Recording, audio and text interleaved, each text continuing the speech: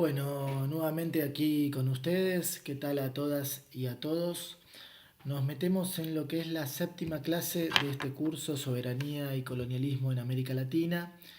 La idea de hoy un poco es, bueno, hacer un salto, si se quiere, ya en términos temporales y meternos un poquito en lo que va a ser las consecuencias de las crisis neoliberales en la región, las grandes consecuencias, pero sobre todo como antesala a un nuevo periodo que se inicia, que tiene fundamentalmente en el centro una serie de crisis de carácter económico, político, y que van a devenir en grandes crisis sociales como van a ser las crisis neoliberales en buena parte del continente, o podríamos decir en el conjunto del continente en distintos grados, si se quiere, ¿no? Pero que además van a llevar consigo, van a traer consigo una serie de estallidos, ¿no? De gritos, si se quiere, en relación a lo que van a ser los programas neoliberales.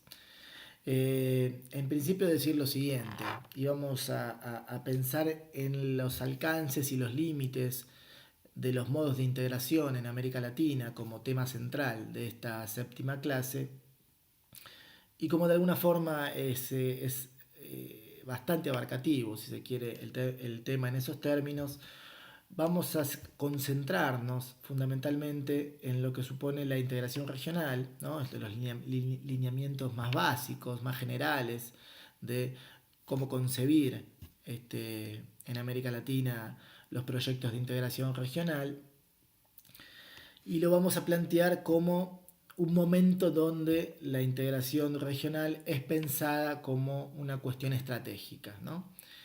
Eh, por ahí van a ir las grandes líneas, si se quiere, de esta clase. Cabe decir que decidimos, como lo planteamos en el foro de la última clase, que me tocó a mí este, brindar esa clase donde nos situamos un poquito más en los años 50, 60 y 70, podríamos decir, de la región, la emergencia de lo que hemos denominado como esta nueva izquierda, la discusión en torno a la lucha armada y demás. Y ahora nos plantamos un poco, ya si se quiere, ¿no? En lo que va a ser la antesala de la parte más contemporánea, ¿sí? De estas discusiones sobre soberanía y colonialismo, inclusive antes de meternos en algunos casos específicos donde se pone en discusión la cuestión de la soberanía y el colonialismo, para reponer de alguna forma y en términos más generales, como recién decíamos, una de las condiciones fundamentales que va a tener lo que muchos han llamado como el ciclo progresista en América Latina. Ya me refiero entonces a este periodo de los últimos años del siglo pasado y los primeros de este. Decía recién entonces que de esa clase anterior dejamos unos días más correr, sobre todo porque, bueno, seguramente por acumulación de actividades, de lecturas y demás, los notamos algo retrasados en sus participaciones en el foro, y por eso que dejamos un tiempito más para ir promediando esa clase y ya así meternos en esta. Bueno, luego de esta larga introducción y antesala a lo que va a ser esta clase, sí, como decíamos entonces, nos metemos en este tema, integración regional, como cuestión estratégica. Y esto de decir como cuestión estratégica no es una arbitrariedad, sino que entendemos que a la salida de lo que fueron las distintas crisis neoliberales, en los programas que van a ir ensayando muchos de los gobiernos de la región, va a aparecer con mucha fuerza la idea de la integración regional, pero como una cuestión estratégica en el sentido de una suerte de diagnóstico de época que planteaba que entre las cosas centrales que los distintos países debían recuperar o poner en el primer lugar en la escena, en sus problemas políticos, era que en principio era imprescindible recuperar la centralidad del Estado para discutir las políticas públicas. Recuperar el Estado suponía eh, dotar a esos estados nuevamente de ciertos grados de independencia para la discusión en materia política, pero no solo dotarlo de capacidades políticas, de capacidades económicas, sino además dotarlos de capacidades técnicas, ¿no? Agrandar, ensanchar las fronteras del propio Estado, con recursos humanos, además formados en una idea de un Estado que pueda mirar las necesidades de sus pueblos, Estado de características sociales, que lógicamente va a poner el foco en lo que suponen las políticas de inclusión. Insisto, sobre todo después de que esto es también una nueva emergencia de esas crisis neoliberales que los distintos países han atravesado. Parte de ese diagnóstico de este ciclo progresista también va a ser el desarrollo de políticas de alcance que pongan en discusión la cuestión de la soberanía, ¿no? Soberanía política, soberanía económica, que discutan la cuestión, por ejemplo, de la carga de la deuda pública, ¿no? De la deuda externa. Hoy, si se quiere, países como el de quien les habla, Argentina, bueno, de nuevo recobra mucha centralidad la cuestión de la deuda, ¿no? En la cuestión de la deuda en términos de cierta idea de sujeción, de nuevo, corroer las capacidades de los estados, maniatar las capacidades de los estados, las independencias, si se quiere, y lo cual abre todo un abanico de cuestiones que hacen a esta idea de independencia inconclusa, ¿no? Cuando tanto se ha discutido sobre lo que supone en términos políticos las enormes cargas de las deudas a lo largo de buena parte de nuestra historia. Que además ese diagnóstico de época entonces de este ciclo progresista, insisto, planteaba fundamentalmente que ninguna de estas cuestiones, a los efectos de poder sostener en el tiempo políticas soberanas de largo alcance, lo podían resolver los países de manera individual. Que era indispensable pensar en nuevos modos de integración regional, en nuevas maneras de cooperación entre los distintos estados, para poder en el tiempo sostener distintas políticas públicas, insisto, que pongan la idea de independencia y la idea de soberanía en el centro de la escena, sobre todo con ciertos convencimientos, si se quiere, de que algunas políticas que se iban a desarrollar en el tiempo en los distintos países de América Latina, bueno, iban a alterar cierto orden, si se quiere, iba a tocar ciertos intereses y entonces iba a generar una serie de reacciones que a priori también convocaba a atender a otro de los elementos, insisto, y no de una manera individual cada uno de los países, sino de un modo más bien regional, y me refiero a cómo proteger los procesos democráticos. Que la reacción se podía desarrollar de una forma bastante contundente y que entonces la región se debía dar no solo nuevos modos de integración, sino además nuevas instituciones, una nueva arquitectura regional, una nueva arquitectura institucional regional. Y entonces es a partir de ese convencimiento, uno podría decir de una sincronía inédita, pocas veces, yo me atrevo a decir que nunca, en los más de 200 años de estos procesos abiertos, luego de las independencias formales que América Latina atravesó, que nunca hubo tal sincronía, tal coincidencia, en términos programáticos, pero en términos temporales también, y a partir de una serie de dirigentes políticos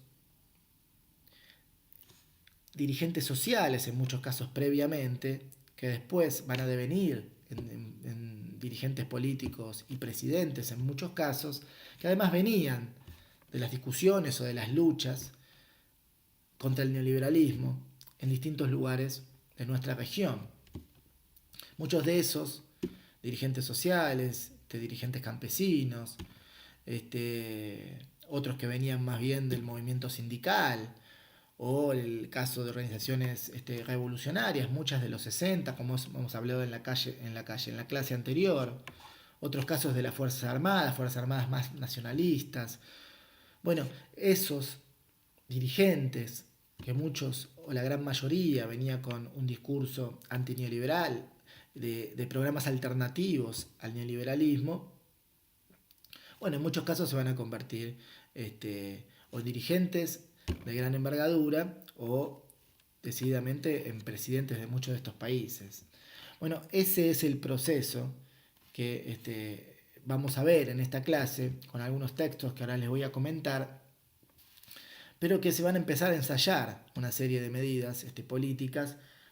A partir de este diagnóstico uno puede revisar intercambios entre los distintos o presidentes o cancilleres o funcionarios de las primeras líneas, donde hay una coincidencia en esta mirada sobre el lugar que América Latina debe ocupar en recuperar la idea de unidad, no solo una cuestión de alianza, una cuestión de integración comercial, más tradicional, más ligada a lo que fue, por ejemplo, la emergencia de organizaciones o instituciones como el Mercosur al inicio de los 90, o como otras instituciones regionales propias de América Central, que claro, muchas de ellas de alguna forma eran hijas o hijos de un momento económico y político específico, ¿no? En el contexto del neoliberalismo,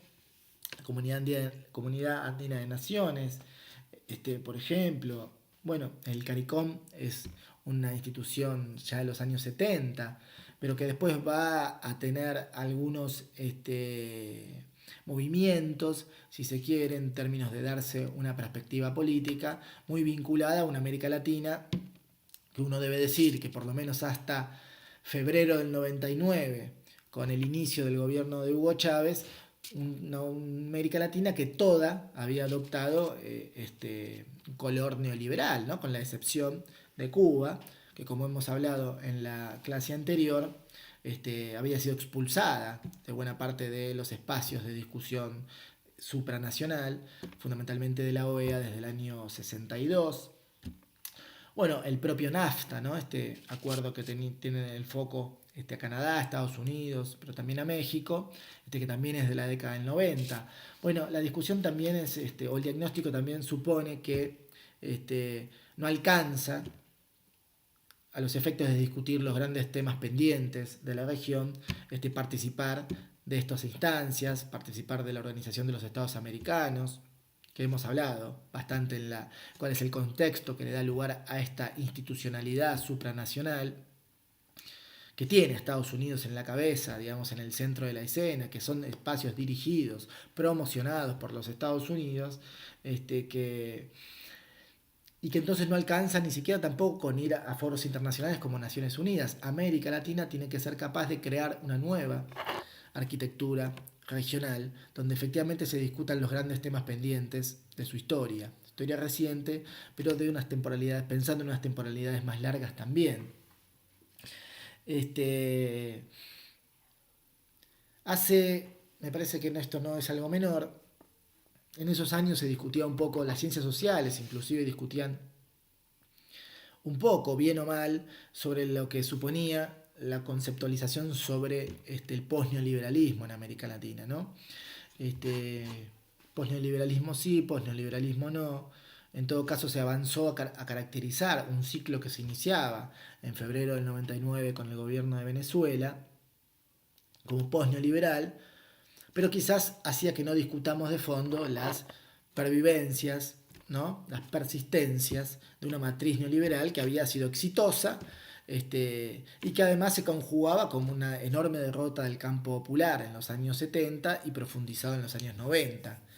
Este, y entonces consolidaba la emergencia, de uno podría decir, una tecnología neoliberal, una racionalidad neoliberal, este, una idea de lo que supone la gobernabilidad, que entre otras cosas suponía una gran derrota para el campo popular.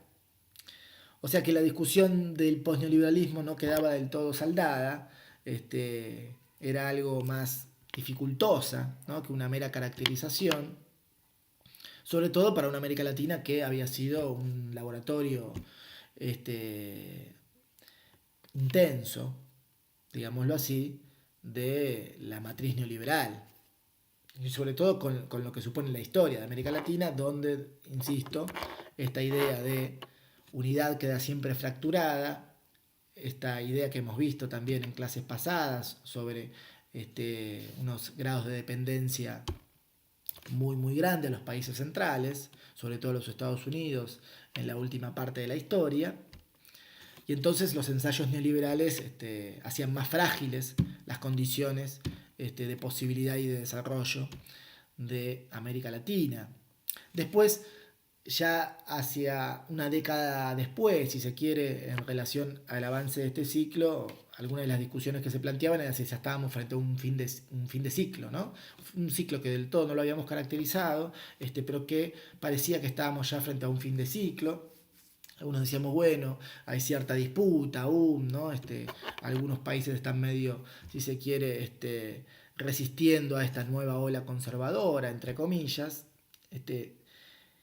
Quizás ahora, y me vengo muy acá en el tiempo, con lo que suceda el próximo domingo 28 de octubre en Brasil con la segunda vuelta y con la posibilidad que Jair Bolsonaro sea presidente de ese país, bueno, nos vamos a deber otras discusiones, ¿no? Quizás no será el término fin de ciclo, pero algo en relación a lo que suponen, uno podría decir hasta transiciones democráticas inconclusas también, de alguna forma, algo de esas transiciones democráticas, perdón, que la región se dio, sobre todo en los años 80, deberemos revisar, ¿no? En función de qué supone este ciclo que puede abrirse en Brasil y por ende en América Latina, si efectivamente Bolsonaro es presidente. Pero me adelanto un poco para ver que muchas de estas cuestiones están en tensión, están en discusión, son bastante actuales y además muchas son novedosas y quizás inéditas en los términos que hace un ratito yo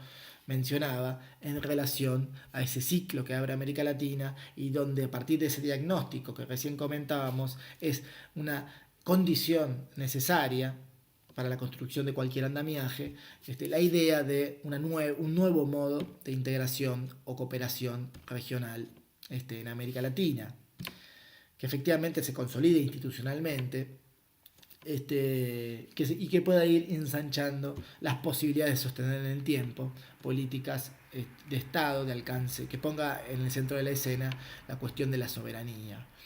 Bueno, nosotros hablamos el otro día de algunas de estas discusiones que inclusive en los años 50, 60, la propia CEPAL o los propios desarrollos de las teorías de la dependencia discutían con la idea más propia de los países centrales sobre lo que suponía el desarrollo para América Latina, la cuestión de los términos de intercambio, ¿no?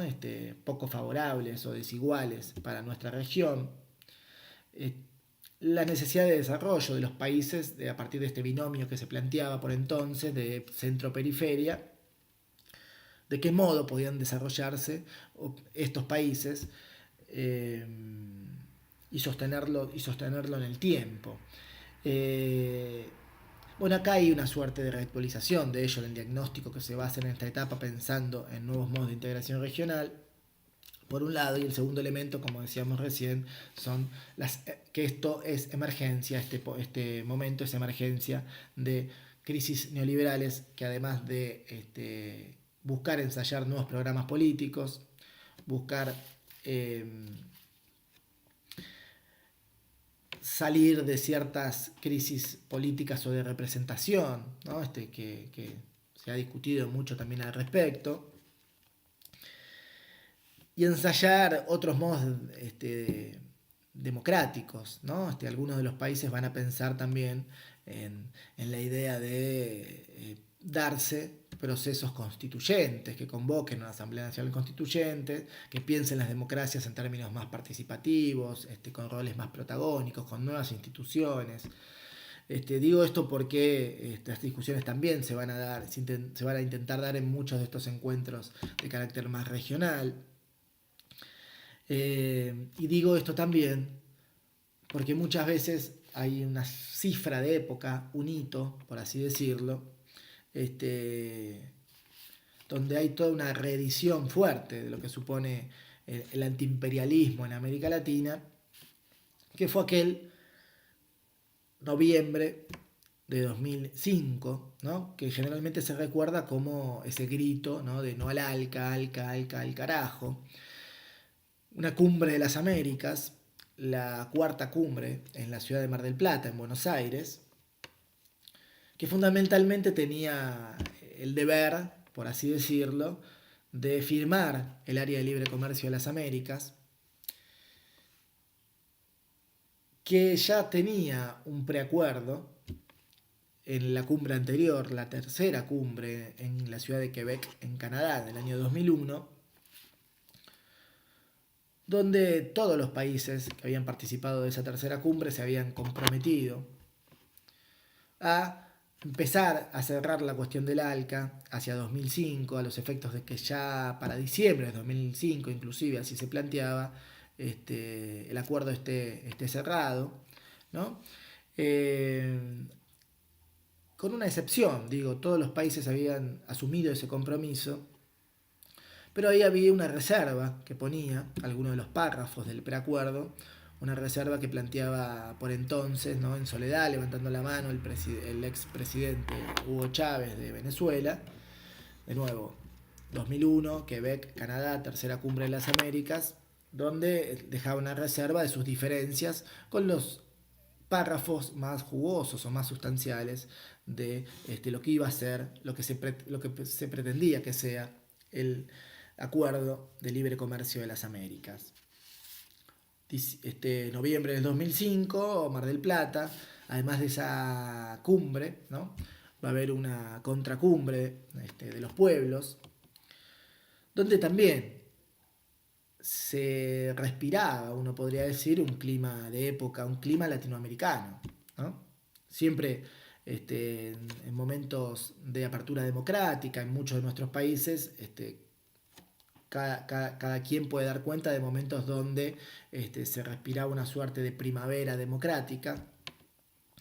Acá además de eso, en este momento me atrevo a decir que además se podía palpar o respirar un clima de primavera latinoamericana, ¿no? Esas movilizaciones hacia la ciudad de Mar del Plata, con muchos movimientos sociales que venían siendo protagonistas de unos años en el tiempo, de resistencias neoliberales, participación de distintos foros internacionales, donde se están pensando en agendas alternativas. Y efectivamente en esa cumbre, en la cuarta cumbre de las Américas en Mar del Plata, sobre todo Argentina, Brasil, Venezuela, Uruguay y Paraguay, le van a decir no al ALCA, ¿no? Me atrevo a mostrar uno de los libros con los cuales fundamentalmente vamos a trabajar en esta clase, algunos artículos que yo ahora les voy a mencionar de este libro, del no al ALCA a UNASUR, 10 años después de Mar del Plata, coordinadores Juan Manuel Cari, Agustín Lewitt, prólogo de Atilio Borón, que tiene, como ven ustedes en la tapa, ¿no? En la foto, a Hugo Chávez, a Néstor Kirchner y a Luis Ignacio Lula da Silva, mentores centrales, uno podría decir, cada uno con un rol determinado, específico, en lo que fuese no al ALCA. A veces perdemos de vista o quizás obviamos en la vorágine de nombrar algunas cuestiones en relación a los pormenores de ese no al ALCA, que es un hito de época, de este ciclo progresista, de cambio de época, porque va a abrir a una serie de instancias inéditas, como decíamos antes, en relación a ensayar nuevos modos de integración y cooperación regional que van a intentar romper de algún modo con el molde, con la herencia neoliberal, no solo con sus consecuencias, sino con la herencia de sus programas políticos, básicamente. Pero digo, a veces perdemos un poco de vista, por ejemplo, lo que fue un programa alternativo al ALCA, que ya se había firmado, ¿no? Una agenda alternativa bolivariana de las Américas, que ya se había firmado en diciembre del 2004, ¿no? Se conoció como el ALBA, y que ya venía teniendo una serie de desarrollos políticos de gran envergadura, que además que no solo era un antecedente al no al ALCA, sino que venían ya desarrollando un programa político con éxito y que va a tener más éxito en el tiempo, donde los pilares, uno debería decir, y que lo convertían en un programa de integración no neoliberal, inclusive con pretensión de transición al socialismo, ¿no? Con pretensión de no capitalista, ¿no? Así planteado, cuyos ejes se llamaban hacer la complementariedad, ¿no? Atendiendo las asimetrías económicas de los países, casi como principio fundante, ¿no? No como una suerte de ensayos, si se quiere, más de cooperación arancelaria, comercial, que después vemos cómo equilibramos las asimetrías. El norte justamente era trabajar sobre las asimetrías. Insisto, a partir de la complementariedad, a partir de la idea de solidaridad y sobre todo de la cooperación. Y de un modo, insisto, no solo no neoliberal, no capitalista, inclusive no monetario, intercambios de esa índole, que no necesariamente tengan que ser monetarios. Bueno, de ese modo se fue desarrollando el ALBA. Nosotros dejamos como material de lectura dentro de ese libro que yo recién les mostré el texto de Agustín Lewitt, Emergencia y Consolidación del ALBA. Me parece que pone los elementos más importantes de lo que supuso este proyecto, inclusive de algunas de sus tareas inconclusas, pero básicamente esto, ¿no? De ser un proyecto no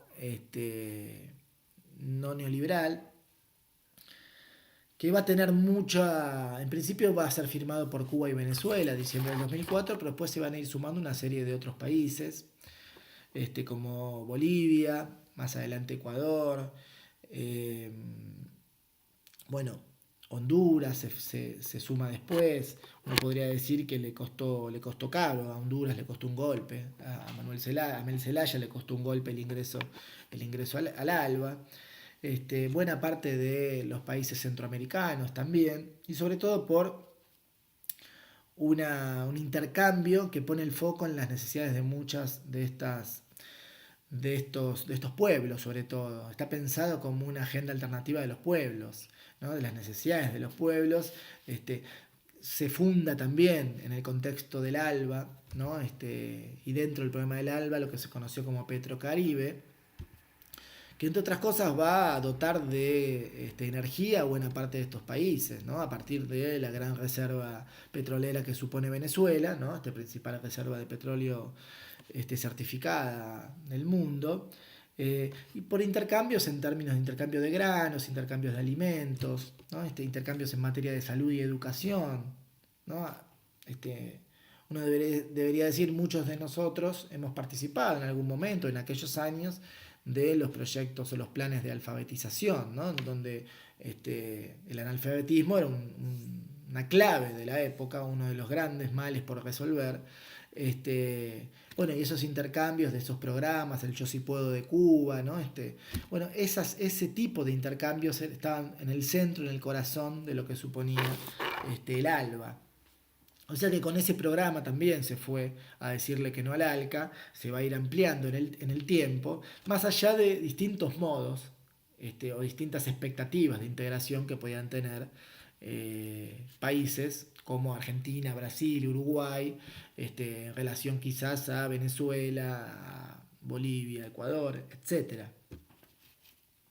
En fin, yo a veces también menciono que ese ALBA del 2004 también tenía un antecedente que ya venía ensayándose con fuerza, inclusive antes de que el propio Hugo Chávez sea gobierno en Venezuela. La Agenda Alternativa Bolivariana es un proyecto político y económico que va a ser programa político de la Revolución Bolivariana y que lo va a elaborar el propio Chávez en situación de cárcel entre el 94 y el 96, ¿no? Y que ahí está planteado con mucha fuerza la, los procesos constituyentes que debía darse en la región, los nuevos modos de democracias, ¿no? Democracias participativas, protagónicas, con nuevas instituciones de participación, y sobre todo la dimensión, ¿no? que necesaria para consolidar cualquier programa político, que era la unidad latinoamericana. Y yo lo menciono porque esto está elaborado ya desde el año 95-96, por lo que en ese entonces era el Movimiento Bolivariano Revolucionario 200, un antecedente, ¿no? De lo que va a ser después el Movimiento Quinta República, que va a llevar a Hugo Chávez en diciembre del 98 a ganar las elecciones en ese país, y romper con el pacto que ya hemos hablado la semana pasada, el pacto, como se conoció, el pacto de punto fijo, que gobernó a Venezuela básicamente durante entre 35 y 40 años. Bueno, así que tenemos acá algunos elementos. Primero, el Nolalca, 2005, como hito de época, inicio de este ciclo latinoamericano. El antecedente del ALBA, un antecedente al ALBA en un país específico, como es el caso de Venezuela, con la Agenda Alternativa Bolivariana en 1995-1996, que va a ir dando convergencia, si se quiere, a otras expectativas que los otros países, de alguna forma, que le van a decir que no a este mega proyecto de área de libre comercio que Estados Unidos planteaba para firmarse en Buenos Aires en el 2005. Bueno, nosotros tenemos para leer también el texto de Federico Schuster, del mismo libro. El texto se llama Las formas contemporáneas de la integración. Nos parece un texto importante, insisto, son todos textos cortos, nos pareció que estaba bien plantear algunas lecturas cortas. Las formas contemporáneas de la integración.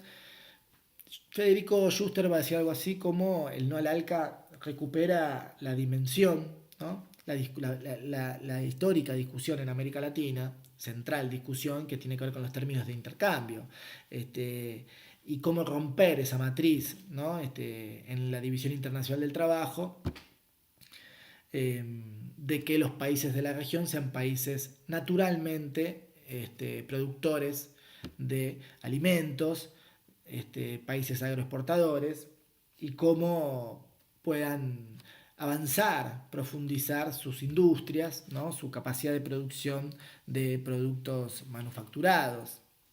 Recupera un poco esta idea de independencia inconclusa puesta en los distintos ensayos de integración regional que se van a dar esta etapa, porque también una de las discusiones que daban buena parte de estos dirigentes que van a pensar en otras formas de integración es el crecimiento de los precios de los commodities, ¿no? De los productos primarios, esta suerte de viento de cola que muchas veces de forma peyorativa se trató de caracterizar, ¿no? La bonanza de esta etapa, de este ciclo progresista. Bueno, es producto de viento de cola, ¿no? Otros países también con esos vientos de cola no tuvieron la misma suerte en los mismos años, ¿no? O no decidieron avanzar con las mismas políticas, y por ende tampoco tuvieron los niveles de crecimiento que han tenido los que uno podría situar en este grupo de países del ciclo progresista, ¿no? Entonces, parte de esa discusión también era, bueno, cómo podemos sostener el crecimiento de nuestros países una vez que, en todo caso, ese viento de cola se termine, ¿no? Cómo podemos aprovechar justamente ese precio alto de los productos primarios para trasladar renta, ¿no? En pos de desarrollar una matriz productiva en algunos países incipientes, en otros prácticamente nada. Y esto también eran parte de las discusiones de estos nuevos ensayos de integración. Porque me parece a mí es importante, a veces muchos de los que sostenemos la idea de que el camino es la unidad, la idea de la patria grande, ¿no? De que no hace más que recuperar tradiciones políticas, programáticas, uno podría decir de los libertadores para acá, donde cada vez que se puso en discusión la idea de la soberanía, de la idea de la independencia inconclusa y demás, se planteó en términos de integración regional, de unidad latinoamericana. Pero quizás a veces es percibida, ¿no? Con como una suerte de romanticismo, ¿no? Idea romántica, la patria grande, todo muy lindo, pero pareciera que si no lo terminamos de explicar del todo, al menos los ensayos, al menos los intentos, los propósitos, las búsquedas, quedan una cosa más bien declamativa, ¿no? Entonces, a veces, pensando ya a priori que buena parte de nuestras sociedades, buena parte de nuestras ciudadanías no están formadas en la idea de la unidad latinoamericana como un motor de las transformaciones. Bueno, sí, una cosa medio romántica, pero no mucho más conocimiento al respecto. Y siempre hay buena disposición para mirar como intercambios o acuerdos, cercanías con los países centrales, ¿no? Y mucha dificultad para ver cuál es entonces el valor positivo, ¿no? El beneficio que puede tener acercamiento con los países de nuestra región, ¿no? Si nosotros nos queremos parecer a los otros, sería básicamente el planteo que puede hacerse buena parte de nuestra ciudadanía y muchos dirigentes políticos también, claro. Entonces, para salir un poco de esa cuestión más declamativa, me parece que es importante decir, bueno, ¿qué discutían estas instituciones, estos organismos de integración regional? Porque también había otros, más allá de que en 2008 se va a crear la UNASUR, donde van a converger, van a articularse todos los países de Sudamérica, y ya en el 2011 se va a crear la CELAC, ¿no? Con todos los países del continente, sin Estados Unidos y sin Canadá, que además la CELAC cometió la osadía, uno podría decir, de que en el 2014 tuvo en su presidencia nada menos que a Cuba, ¿no? Recordemos cómo hemos hablado de Cuba en la clase pasada y lo que suponía para las élites gobernantes y para el propio Estados Unidos, ¿no? Cuba como faro de plantear un camino, ¿no? posible para la política latinoamericana. Bueno, y que además había sido expulsada de la OEA, el bloqueo mediante, etcétera, y que una nueva institución de carácter regional que tenía a todos los países del continente, con la excepción nada menos que de los Estados Unidos, se daba el lujo de tener a Cuba en su presidencia, ¿no? Bueno, esa era la América Latina que se ensayó en estos últimos años. Pero en paralelo, digo, en el 2010, bajo el paraguas de los Estados Unidos, se va a construir la Alianza del Pacífico, se va a desarrollar la Alianza del Pacífico, que tenía como primer elemento común que todos los países que la van a constituir, México, Perú, Colombia, Chile, tienen acuerdos de libre comercio con los Estados Unidos, ¿no? Ahí mostrando la pretensión del ALCA, si se quiere, y un modelo de integración más panamericanista, más a los fines de lo que supone América Latina para los Estados Unidos. Entonces yo decía, bueno, ¿cuáles son las grandes líneas que estas nuevas instancias de integración regional se dieron en discutir, ¿no? Que son emergencia, como decíamos antes, de ese no al ALCA del 2005.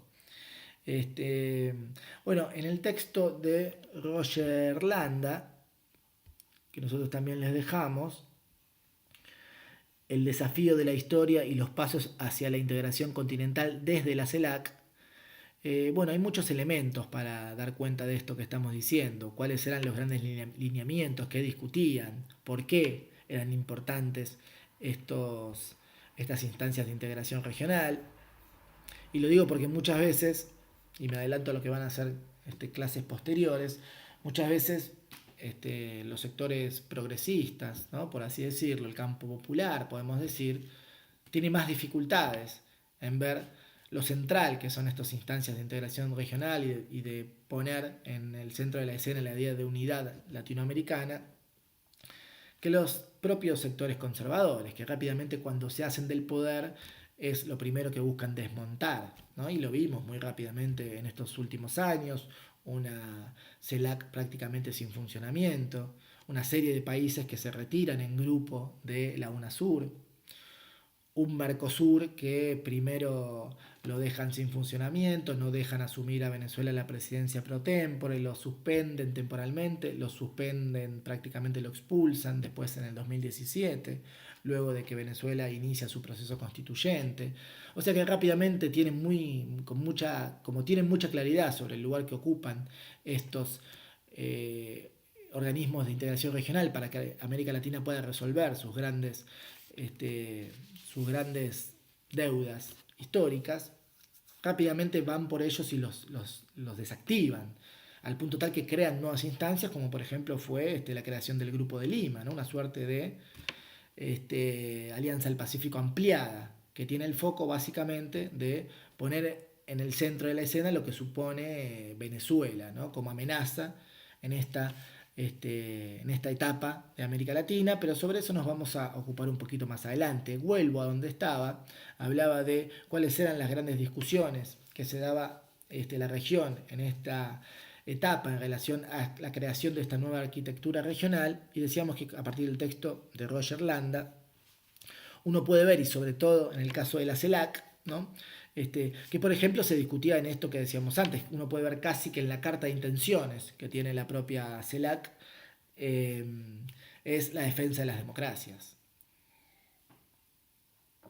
Los procesos de desestabilización que América Latina estaba ya padeciendo, recordemos que había habido golpes o intentos de golpes, Venezuela, Honduras, bueno, Ecuador y Bolivia, Paraguay, ¿no?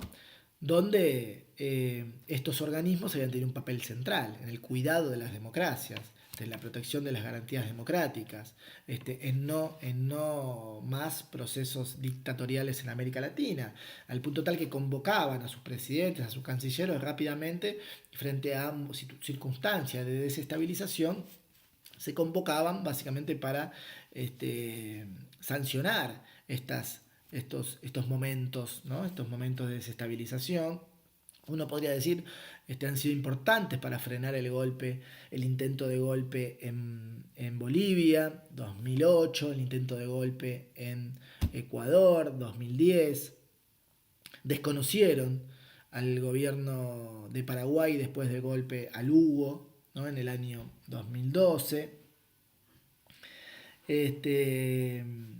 O sea que tenían un rol central también en el cuidado de las democracias, al punto tal que ya una sur prácticamente desactivada en agosto del 2016, cuando se consolida el golpe de Estado, el golpe institucional, parlamentario, bueno, es una discusión que nos podemos dar. En Brasil, UNASUR estuvo callada, básicamente, ¿no? Y esa UNASUR hoy está, como decíamos recién, además de desarmándose, devolviendo en Ecuador el edificio central, la sede central de UNASUR, ¿no? Ahí en la mitad del mundo, en Quito. El gobierno de Lenín Moreno está devolviendo justamente ese edificio, planteando que es una suerte de elefante blanco, ¿no? En el sentido de que no tiene funcionamiento. Bueno, uno ahí se pregunta por qué motivo le quitan, ¿no? Sus capacidades técnicas y políticas, y por ende su funcionamiento o su rol central a la hora de dirimir buena parte de las cuestiones que se suceden en América Latina. Otra de las discusiones que tenían, que se daban estas organizaciones de integración regional, la cuestión, por ejemplo, de los recursos naturales, las grandes reservas de recursos naturales, cómo iba a poder proteger la región sus recursos estratégicos más importantes, de cara a una época, a un tiempo, donde buena parte de los países centrales iban a carecer de ellos. Por ejemplo, el agua, ¿no? Este, y esto es muy ligado a la cuestión de la defensa. Este, sobre todo también por otro de los grandes elementos que se discutían con mucha fuerza, la cuestión del crecimiento y la militarización en la región.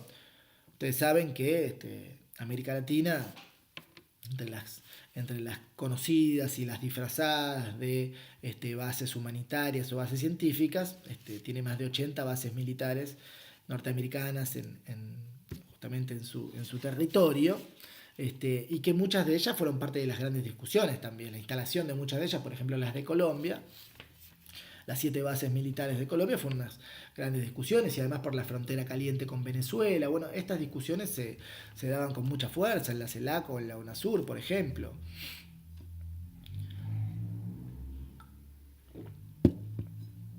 Entonces, este avance de la militarización, pensemos si no es importante esas discusiones de cara a algunas de las cuestiones que suceden hoy en la región.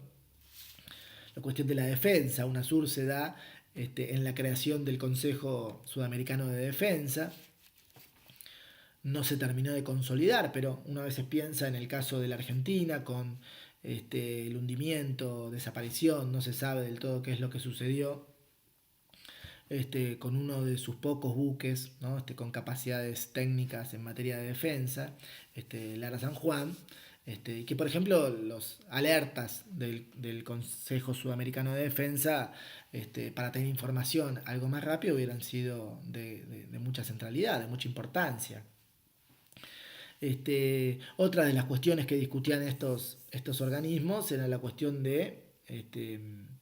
luego de otro de los momentos claves de esta unidad regional, que habían sido los refinanciamientos de las deudas, ¿no? O el pago de las deudas al Fondo Monetario, Argentina, Brasil, Venezuela, por ejemplo. Cómo podía protegerse la región a partir de la creación de una nueva estructura financiera, ¿no? Una nueva arquitectura de carácter financiero, cómo podía protegerse de fondos especulativos. Y el caso de lo que se conoció como los fondos buitres en Argentina en 2014-2015 fue un elemento central, en aras de la desestabilización, si se quiere, de la región, en este caso de Argentina, porque además estos la, la, la cuestión legal, ¿no? El andamiaje legal de estas refinanciaciones no se dirimían en los propios estados nacionales, en los propios países, ¿no? En general, por eso en el caso de la Argentina tiene mucha preponderancia la presencia, ¿no? Del juez Griesa, ¿no? Con sede en Nueva York. Y estas eran algunas de las cuestiones que también se discutían en estas instancias regionales.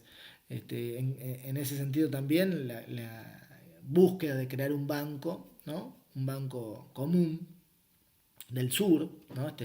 Conocido como el Banco del Sur, se empezó a ensayar justamente, avanzar en la creación del Banco del Sur. Es una de las deudas pendientes, uno podría decir, en esos pocos años que se empezaron a dar estas discusiones. Lo mismo con el tema de una moneda única, como iba a ser el sucre, etcétera. Y esto tenía que ver básicamente con otra de las discusiones, que no solo el asedio de fondos especulativos, de una nueva ingeniería financiera, sino además pensar esto como el modo de poner un límite a la especulación financiera, que América Latina mucho conoce al respecto. Límite al capital financiero en el sentido de poder garantizar inversiones de carácter productivo, básicamente. De cara a lo que hoy sucede, por ejemplo, en la Argentina, miremos la importancia, ¿no? O la pertinencia que tenían este tipo de discusiones. Bueno, la CELAC también se va a discutir con mucha fuerza, por ejemplo, que no tenía ningún sentido ir a la Organización de los Estados Americanos como países sueltos, si se quiere, individuales de la región, sino avanzar, consolidar una estructura donde se iba a la discusión de la OEA, pero como CELAC más OEA, ¿no? Lo cual planteaba, inclusive anticipaba una serie de discusiones en instancias de la CELAC para después, como CELAC, llevarlas a la OEA. Después las discusiones sobre lo que supone la situación histórica de Puerto Rico, el bloqueo a Cuba, Guantánamo, bueno, ni hablar de Malvinas, ¿no? De ahí me voy a detener unos minutos, pero también rápidamente, y ya si se quiere, en lo que uno podría decir en la frontera del límite de esta etapa, de este ciclo progresista, lo que van a ser lo que uno podría empezar a denominar como un proceso de desestabilización y de reconfiguración de carácter neocolonial que la región va a empezar a sufrir a partir de 2015. Y sobre todo cuando Venezuela es sancionada por un decreto del expresidente Barack Obama, donde se la declara como una amenaza a la seguridad norteamericana, ¿no? Y uno puede ver que ahí se inicia ya en otra cumbre de las Américas, la séptima cumbre, Panamá 2015, 10 años después de la de Mar del Plata, un nuevo ciclo en América Latina, pero lo vamos a discutir más adelante.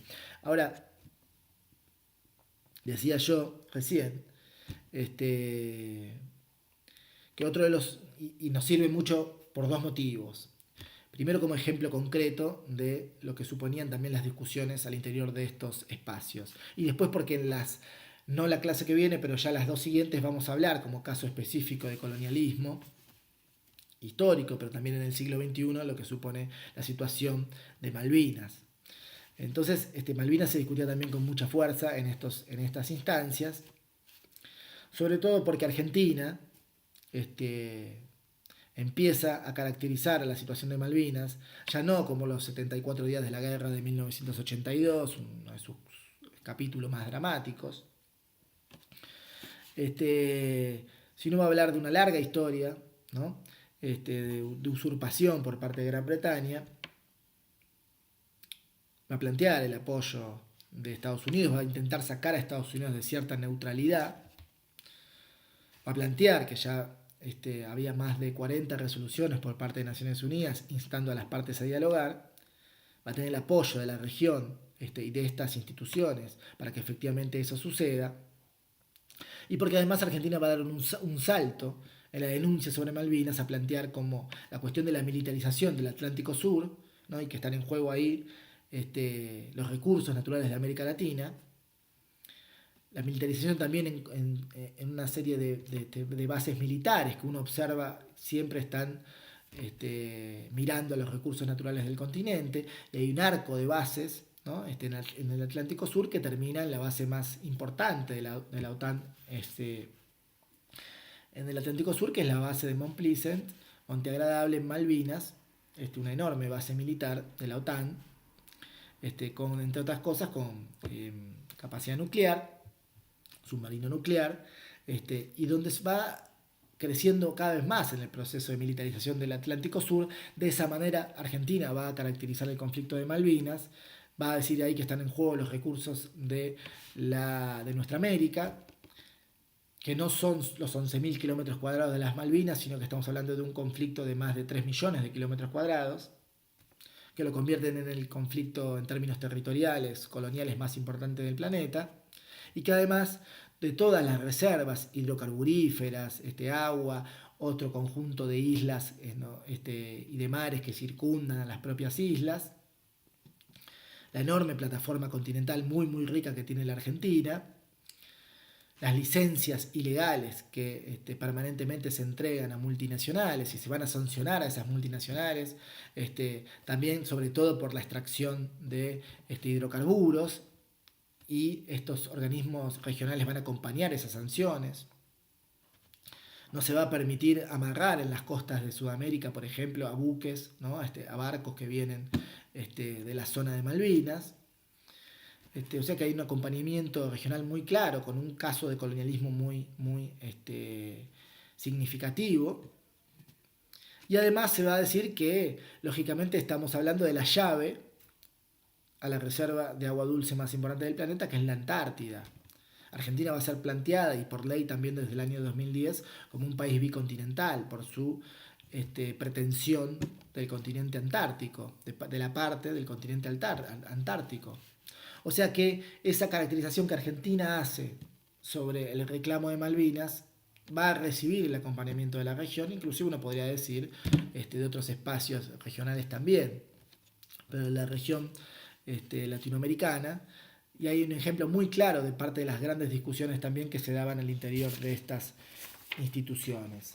Bueno, yo no me quiero extender más, ya lo hemos hecho bastante largo. Sí decirles que parte de los textos también que les dejamos para leer son el de Leonardo Granato, Avances y dificultades del Mercosur actual, un texto de Juan Manuel Carr, El rol de Chávez, Kirchner y Lula en el no al ALCA, y seguramente el de Florisbaldo, la crisis del Mercosur solo se va a superar con más integración. No se asusten que parecen que son muchos, pero son todos textos cortitos y en algunos casos son algunas entrevistas.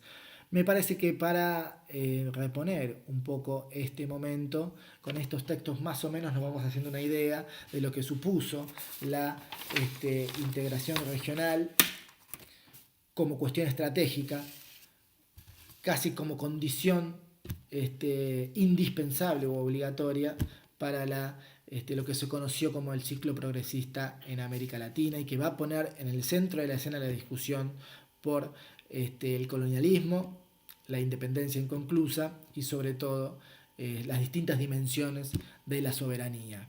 Bueno, vamos, si no lo hago en un próximo video, lo hago en el foro. Estén atentos donde dejamos algunas pistas para intervenir en el propio foro y al mismo tiempo convocar a las compañeras y compañeros para que también continúen participando en el foro anterior, o sea, el de la clase 6. Bueno, muchísimas gracias, nos vamos leyendo entonces ahí en los foros. Fuerte abrazo para todas y todos.